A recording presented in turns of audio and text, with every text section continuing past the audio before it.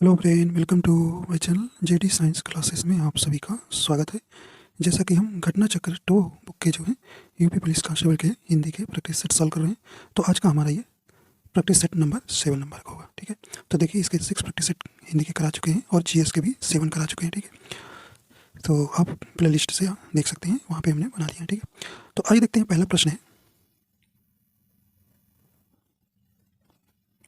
पहला प्रश्न है कि निम्नलिखित युग्मों में से कौन सा युग्म गलत है। तो आपको यहाँ गलत वाला युग्म बताना है।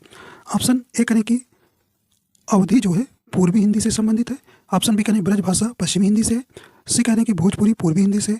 डी करें कि खड़ी बोली पश्चिमी हिंदी से। तो यहाँ आपको गलत वाला चुनना है। देखिए अवधि जो है आपकी पूर्वी हिंदी के अंतर्गत आती है, ब्रज भाषा पश्चिमी हिंदी के अंतर्गत आती है और खड़ी बोली जो है आपकी पश्चिमी हिंदी के अंतर्गत आती है। लेकिन यहाँ देखिए भोजपुरी दी है, तो ऑप्शन नंबर सी जो है भोजपुरी पूर्वी हिंदी के अंतर्गत नहीं आती है। ये भोजपुरी जो है बिहारी के अंतर्गत आती है, बिहारी भाषा के अंतर्गत आती है। तो यहाँ पे आपका सी नंबर जो है यहाँ पे गलत हो जाएगा। ठीक है, तो बिहारी भाषा के अंतर्गत कौन कौन सी आती हैं, तो ये देखिए भोजपुरी आती है, मगही आती है और मैथिली आती है। ठीक, तो 3 भाषाएं जो हैं बिहारी के अंतर्गत आती हैं। ठीक है, तो यहाँ पे आपको देखना है, ध्यान रखना। तो सी नंबर यहाँ आपका राइट हो जाएगा। तो हिंदी की उपभाषाएं कितनी हैं? 5 उपभाषाएं। ठीक है, कौन कौन सी? पूर्वी हिंदी, पश्चिमी हिंदी, बिहारी हिंदी, राजस्थानी हिंदी और पहाड़ी हिंदी। ठीक है, तो यहाँ पे देखिए पूर्वी हिंदी के अंतर्गत कौन कौन सी भाषाएं आती हैं? अवधी आती है, बघेली आती है और छत्तीसगढ़ी आती है। ठीक है, और पश्चिमी हिंदी के अंतर्गत 5 भाषाएं आती हैं, खड़ी बोली, ब्रजभाषा, कन्नौजी, बुंदेली, बांगरू। ठीक है, तो ये आपको ध्यान रखना है। आइए देखते हैं अगला प्रश्न है। ऑप्शन करेंगे उच्चारण स्थान की दृष्टि से कौन सा विकल्प शुद्ध है, आपको बताना है। तो यहाँ पे आपको शुद्ध विकल्प कौन सा यहाँ हो जाएगा। कहने की सा दो साधारण सा कहने की दंत वर्ग आता है, स कहने की मूर्धन्य है, कटकोर वाला आपका स कहने की तालव्य है या च कहने की कंठ है। तो आपको यहाँ बताना है कौन सा राइट आंसर हो जाएगा।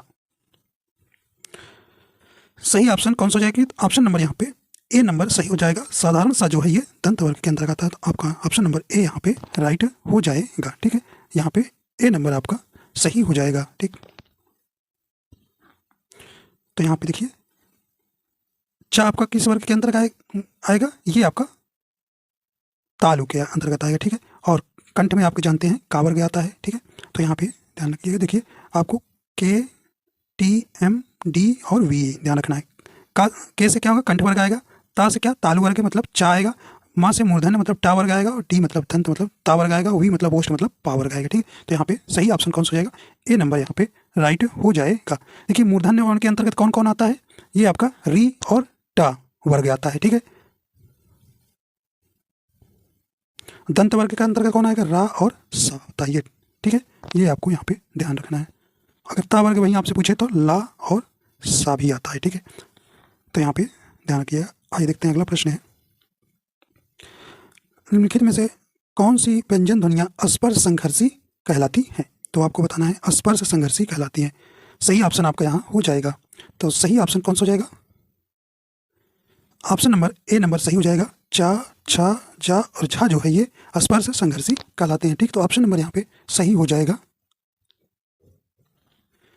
ए नंबर यहाँ पे सही हो जाएगा। ठीक है, का जो का ये का वर्ग आता है, कंठ वर्ग आता है। ठीक है, और ये टा वर्ग है आपका मूर्धन्य के अंतर्गत जाएगा और पा फा बा ये आपका कौन सा आएगा? ओष्ठ वर्ग के अंतर्गत आएगा। अगला प्रश्न है, निम्नलिखित में से कौन सा शब्द समूहवाचक संज्ञा नहीं है? आपको बताना है इसमें से कौन सा समूहवाचक संज्ञा नहीं है। यहाँ पे राइट आंसर हो जाएगा। देखिए सभा आपका समूहवाचक है, कक्षा भी है और भीड़ भी है, लेकिन दौड़ जो है आपका समूहवाचक नहीं। तो ऑप्शन नंबर यहाँ पे डी नंबर सही हो जाएगा। दौड़ क्या है? ये भाववाचक संज्ञा का उदाहरण है। ठीक है,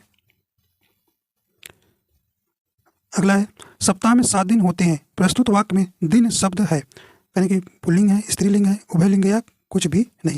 तो यहाँ पे सही ऑप्शन हो जाएगा। तो दिन जो है आपका किस में आएगा? ये पुल्लिंग के अंतर्गत आएगा। तो ऑप्शन नंबर ए नंबर यहाँ पे आपका राइट हो जाएगा। अगला प्रश्न है, यानी कि उत्तम पुरुष सर्वनाम के भेद का एक प्रकार है। तो यहाँ पे सही ऑप्शन आपका हो जाएगा। तो कौन सा हो जाएगा? ऑप्शन नंबर बी हो जाएगा, पुरुषवाचक। पुरुषवाचक ऑप्शन नंबर यहाँ पे बी नंबर सही हो जाएगा। ठीक, तो पुरुषवाचक सर्वनाम के 3 भेद होते हैं। कौन कौन? उत्तम पुरुष, मध्यम पुरुष और अन्य पुरुष। उत्तम पुरुष में कौन आएगा? मैं, हम। मध्यम पुरुष में तू, तुम, आप और अन्य पुरुष में वह, वे या ये, ठीक है। तो यहाँ पे बी नंबर यहाँ पे राइट हो जाएगा।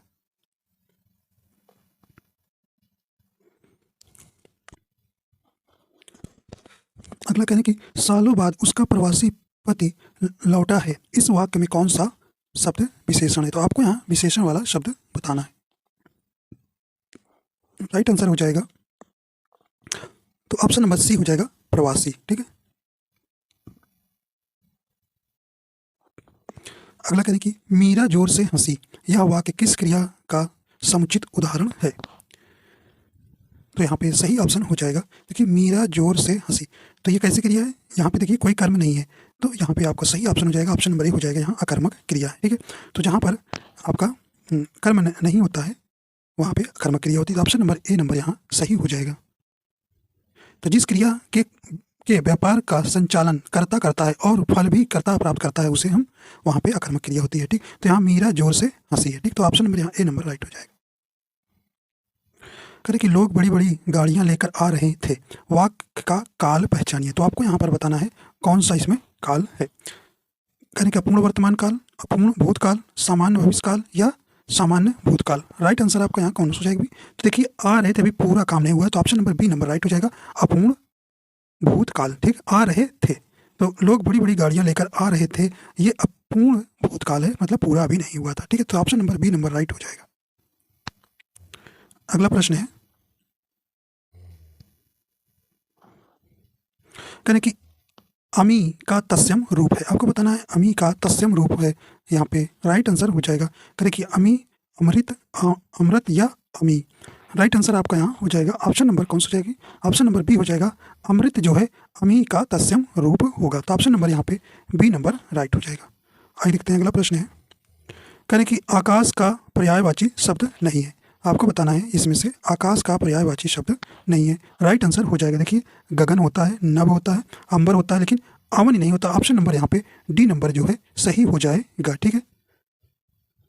तो अवन किसका पर्यायवाची है? ये भूमिका है। किसका? भूमिका। भूमिका है तो कौन? इला, ठीक है, जिसे आप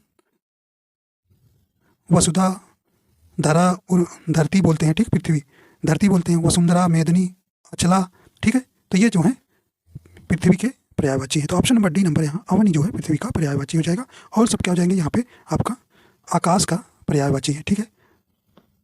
देखिए आकाश के पर्यायवाची और होते हैं, व्योम भी कहते हैं, अब्र कहते हैं, अंतरिक्ष भी कहते हैं, आसमान भी, अनंत भी, ठीक है।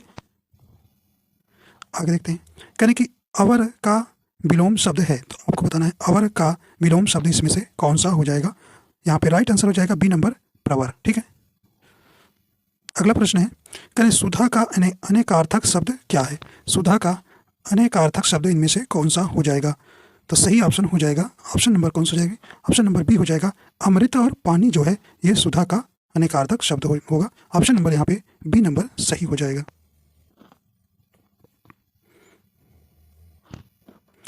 अगला देखते हैं, जिसकी पहले से कोई आशा ना हो के लिए एक शब्द है।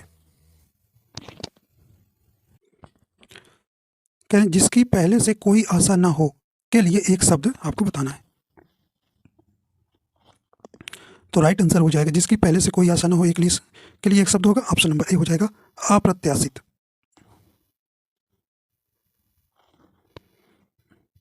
कह रहे सिर फिर जाना, सिर फिर जाना का अभिप्राय है, यहाँ पे राइट आंसर हो जाएगा, सही ऑप्शन हो जाएगा कौन सही? यहाँ पे ऑप्शन नंबर बी हो जाएगा, बुद्धि ठिकाने में ना रहना, ठीक है। तो यहाँ पे सिर फिर जाना का सही अर्थ हो जाएगा बुद्धि ठिकाने पर ना रहना। ऑप्शन नंबर यहाँ पे आपका बी नंबर सही हो जाएगा। आइए देखते हैं अगला है, कहना कि काला अक्षर भैंस बराबर लोकोक्ति का सही अर्थ है।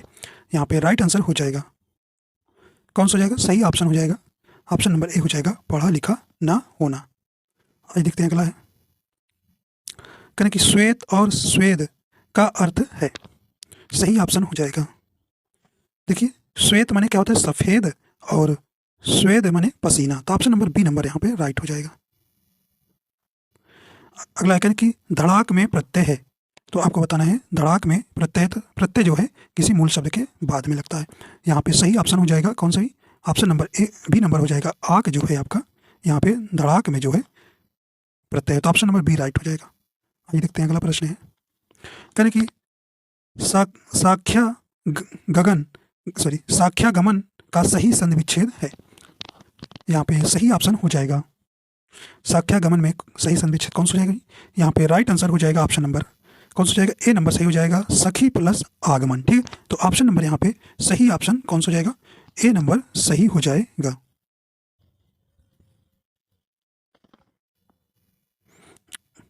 कहने कि देशभक्ति में कौन सा समास है? आपको बताना है यहाँ देशभक्ति में कौन सा समास, तो सही ऑप्शन हो जाएगा।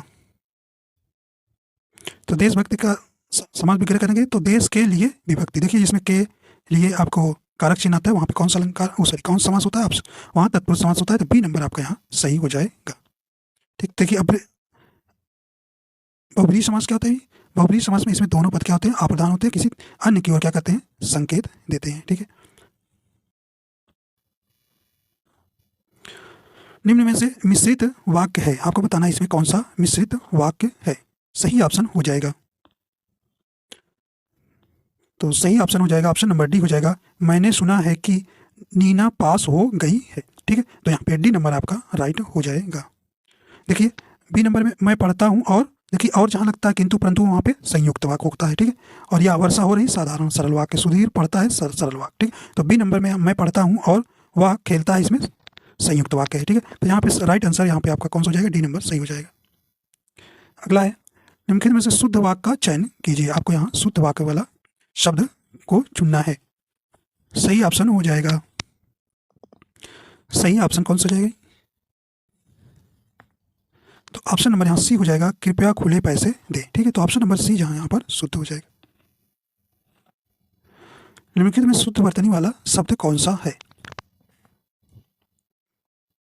सही ऑप्शन हो जाएगा उत्तरदायी का सही शुद्ध वर्तनी वाला शब्द कौन सा हो जाएगा? ऑप्शन नंबर बी हो जाएगा उत्तरदायी। तो छोटा उ रहेगा, आधा था पूरा था, दा में बड़ा अकमांत्रा या में बड़ी मात्रा।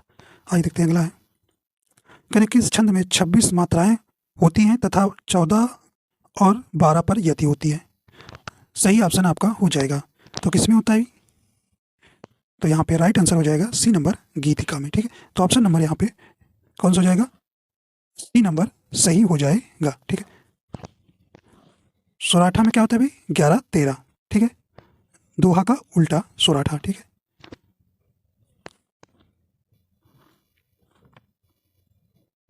करके सोहत ओढ़े पीतपट श्याम सलोने गात मनाओ नीलमणि शैल पर आतप परियो प्रभात में, आपको बताना है कौन सा यहाँ पे अलंकार है। ठीक है, यहाँ पर कौन सा अलंकार है? तो राइट आंसर हो जाएगा, तो सही ऑप्शन कौन सा हो जाएगा भाई? तो आप ऑप्शन नंबर डी हो जाएगा, यहाँ पे उत्प्रेक्षा अलंकार है। ठीक, उत्प्रेक्षा अलंकार है, तो ऑप्शन नंबर यहाँ पे डी नंबर सही हो जाएगा। देखिए मनो मनो मानो मनो उस जो जिसमें आता है वाचक शब्द से आप पहचानेंगे कि उसमें कौन सा अलंकार है, वहाँ पे उत्प्रेक्षा अलंकार होता है।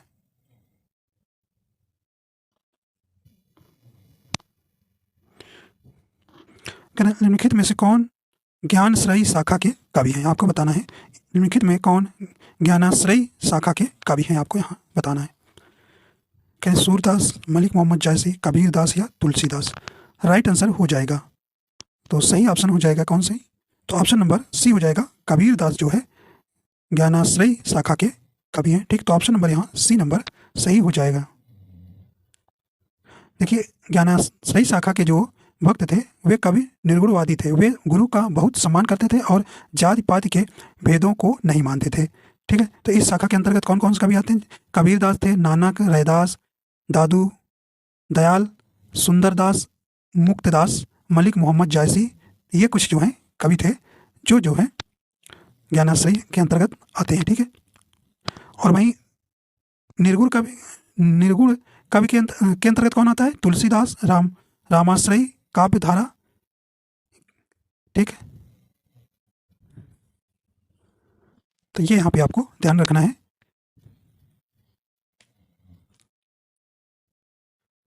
ठीक, तो ये मलिक मोहम्मद जायसी ये प्रेमाश्रयी काव्यधारा के थे, ध्यान रखिएगा। ठीक है, तो आपको ध्यान देना है यहाँ पे। करके सदल मिश्र की रचना है, आपको बताना है यहाँ सदल मिश्र की कौन सी रचना है?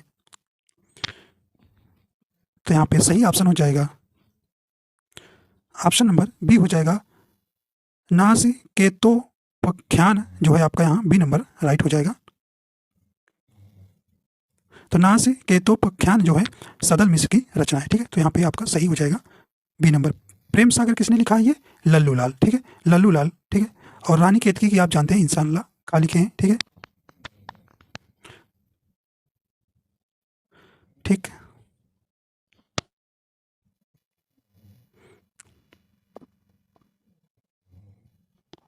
अगला प्रश्न देखिए, यहाँ आपको 28 से लेकर 31 तक गद्यांश को पढ़कर निम्नलिखित प्रश्नों के उत्तर दीजिए। तो यही आपको गद्यांश पढ़ना है और इसका उत्तर इसी में से देना है, ठीक है।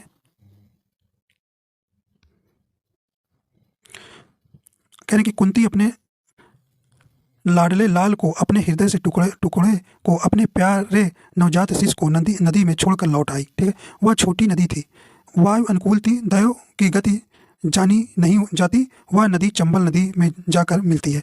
अब शिशु की पिटारी बहती बहती चंबल नदी में आ गई। इटावा के पास चंबल नदी आकर यमुना जी में मिलती है, अतः चंबल के प्रवाह के साथ वह भी यमुना जी में आ गई और यमुना जी के साथ प्रयाग की ओर बढ़ी। तीर्थराज प्रयाग में जाकर यमुना जी गंगा जी में मिल जाती है।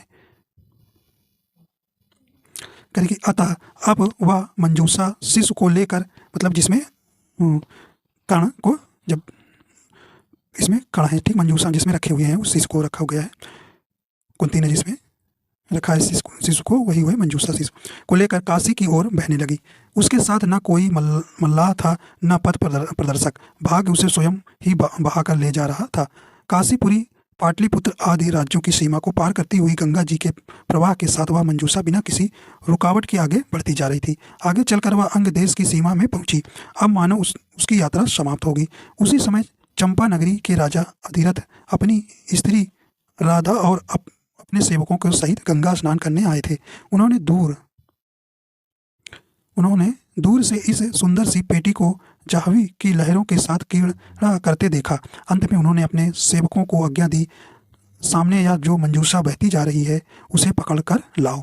देखिए अब यहाँ से इसी गद्यांश से आपके प्रश्न पूछे गए हैं। कहने कुंती अपने नवजात सुकुमार शिशु को कहाँ छोड़कर आई थी? तो ये कहाँ आई थी? ये सही ऑप्शन हो जाएगा, कहने की तालाब में, नदी में, समुद्र में, कुआं में। तो ये ऑप्शन नंबर भी हो जाएगा, नदी में छोड़ी थी, ठीक है। कहने की मंजूषा को कौन लेकर जा रहा था? ये बताओ कौन ले जा रहा था? उसका कोई पथ प्रदर्शक नहीं था। तो सही ऑप्शन हो जाएगा, ऑप्शन नंबर डी हो जाएगा, भाग्य। राजा अधिरथ ने सेवकों को क्या आज्ञा दी थी? देखिए पढ़े थे आपने, क्या आज्ञा दी थी यहाँ पे? कहने मंजूषा को लाने के लिए, हाँ ये डी ए नंबर ही सही हो जाएगा, मंजूषा को लाने के लिए। कहने की चंपा नगरी के राजा किसके साथ गंगा स्नान करने आए थे? तो किसके साथ आए थे? देखिए राधा और सेवक के साथ आए ना, ऑप्शन नंबर ए सही हो जाएगा। अगला है, कहते दिए गए वाक्य का वह भाग याद करें जिसमें कोई त्रुटि नहीं है। तो आपको बताना है जिसमें कोई त्रुटि नहीं, यदि कोई त्रुटि नहीं है तो कोई त्रुटि नहीं है चुने। सही ऑप्शन आपका यहाँ हो जाएगा। देखिए करें कि प्रतिभाशाली छात्रों ने विद्यालय का नाम रोशन किए। तो यहाँ पे कौन किसमें आपको गलती है? तो यहाँ पे सही ऑप्शन हो जाएगा,